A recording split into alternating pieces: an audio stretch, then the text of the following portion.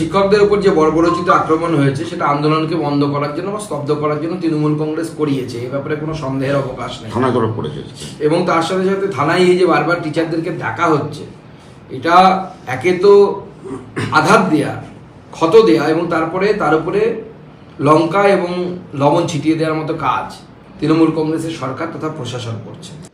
দেখুন, যাদের চাকরি গিয়েছে তাদের মানসিক যন্ত্রণা আছে। মাননীয় মুখ্যমন্ত্রী তার আইনি লড়াই, সুপ্রিম কোর্টে রিভিউ পিটিশন ইত্যাদি সমস্ত রকম ব্যবস্থা করেছেন।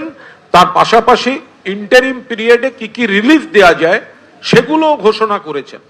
তারপরেও যারা বিকাশ ভবনে গিয়ে কোনো রকম গেট ভাঙছেন, স্টাফদের বেরোতে দেব না, অশান্তি করছেন, তারা তো কোনো না কোনো দলের রাজনৈতিক প্ররোচনাতেই ভুল পরামর্শে তাদের আবেগ বা যন্ত্রণাকে ব্যবহার করার জন্যই এই কাজগুলো করেছেন।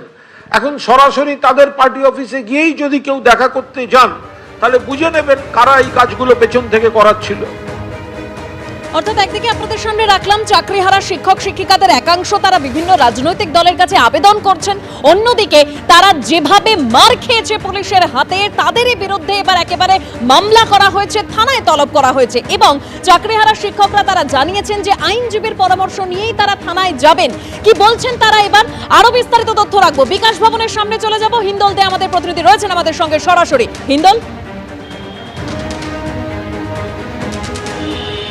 একেবারে দেবস্মিতা, তোমাকে বলে রাখি শিক্ষক শিক্ষিকাদের একাংশে যখন বিভিন্ন রাজনৈতিক দলের কাছে আবেদন রাখছেন যে রাষ্ট্রপতি এবং প্রধানমন্ত্রীর সঙ্গে দেখা করার জন্য, এবং আরেকটা চিত্র তোমাকে দেখাবো যে চিত্রটা গত 15 দিন ধরে ঠিক একই রকমভাবে বিকাশ ভবনের সামনে রয়েছে, অর্থাৎ কিনা চাকরিয়ারা সেই সব শিক্ষক শিক্ষিকারা তারা কিন্তু তাদের আন্দোলনে অনড়, তারা তাদের সিদ্ধান্তে অনড় এবং তারা যেটা বলছেন যে তাদেরকে তারা কোনো রকম পরীক্ষা দেবেন না, তাদেরকে আবারও পুনর্বহাল করা হোক তাদের নিজ নিজ জায়গায়। এবং এর মধ্যেই যে ঘটনা ঘটে গিয়েছে, যে পুলিশের সঙ্গে যে গন্ডগোলের পরিস্থিতি তৈরি হয়েছিল, পুলিশ মারধর করেছিল, যে চিত্র উঠে এসেছিল, এবং শুধু তাই নয় রাজনৈতিক নেতৃত্ব তারাও মারধর করেছিল। এই ঘটনার পর পুলিশ একটা স্বতঃপ্রণোদিত মামলা করে এই শিক্ষক শিক্ষিকাদের বিরুদ্ধেই, যেখানে কিন্তু রীতিমতো বিভিন্ন রকম ধারা দেওয়া হয়েছে, সরকারি সম্পত্তি ভাঙচুর, সরকারি কর্মচারীদেরকে আটকে রাখা এবং এই ধরনের যে মামলা, সেই মামলার পরিপ্রেক্ষিতেই কিন্তু রীতিমতো পুলিশের তরফ থেকে তাদেরকে তলব করা হয়েছে। আমরা সরাসরি কথা বলে নেব। হাবিব, তিনি শিক্ষক, এখানে রয়েছেন, তিনিও এই আন্দোলনের সঙ্গে দীর্ঘ এই যে 15 দিন ধরে যে লড়াই, সেই 15 দিনের লড়াইয়ে তিনি রয়েছেন।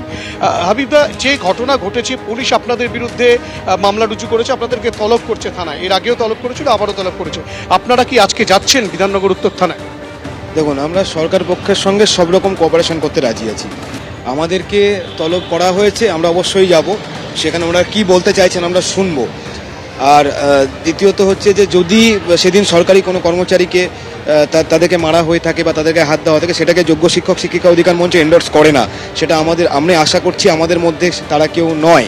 এটা আমরা প্রথম থেকেই এই ধরনের জিনিস আমরা চাইনি, আমরা সবসময় চেয়েছি, আমরাও সরকারি কর্মচারী, আমরা আমাদের লিমিটেশনসটা বুঝি, আমরা প্রথম থেকে শান্তিপূর্ণ ধর্নায় ছিলাম। চাকরিহারারা তারা টানা ও আন্দোলন চালিয়ে যাচ্ছেন, তারা সমস্ত রাজনৈতিক দলের কাছে আবেদন জানিয়েছেন এবং তারা চাইছেন মুখ্যমন্ত্রী মমতা বন্দ্যোপাধ্যায়ও তাদের সঙ্গে আলোচনায় বসুন। শুনুন। মুখ্যমন্ত্রী আমাদের সকলের মুখ্যমন্ত্রী, তিনি আমাদের সাথে বসুক, অনশনকারীদের পক্ষে বসুক, যোগ্য চাকরিহারাদের সঙ্গে আলোচনায় বসুক। আমরা চিঠি দিয়েছি, তিনি আপনাদের মাধ্যমে, পুলিশ প্রশাসনের মাধ্যমে ডাকলেই ছুটে যাব, দিদি যেখানে ডাকবে সেখানে যাব। কারণ আসল সমস্যা লুকিয়ে আছে নবান্নের 14 তলায়, আসল সমস্যা লুকিয়ে আছে কালীঘাটের খাটের তলায়। হার্ড ডিস্কটা রাখা রয়েছে, ওএমআর এর মিরর ইমেজের কপি, সেই কপিটা মুখ্যমন্ত্রী দিয়ে যোগ্য অযোগ্য তালিকা নিয়ে সুপ্রিম কোর্টে গেলেই সকল যোগ্য চাকরি বেঁচে যায়। আর এই চাকরিহারা শিক্ষক শিক্ষিকাদের আন্দোলনকে একেবারে লক্ষণ রেখা মনে করিয়ে দিয়েছিলেন মুখ্যমন্ত্রী মমতা বন্দ্যোপাধ্যায়। তিনি বলেছিলেন আন্দোলনের রক্ষণ রেখা থাকা উচিত এবং তিনি এও বলেন আমরা কিন্তু চাকরি খাইনি, যারা চাকরি খেয়েছে তারাই মামলা করেছে। শুনুন। আমার অভিযোগ একটাই, কাউকে আটকে রাখা জোর করে যায় না, রাস্তা অবরোধ করে মানুষের ক্ষতি করা যায় না। মনে রাখতে হবে না, আগে আমরা মানবিক মানুষ।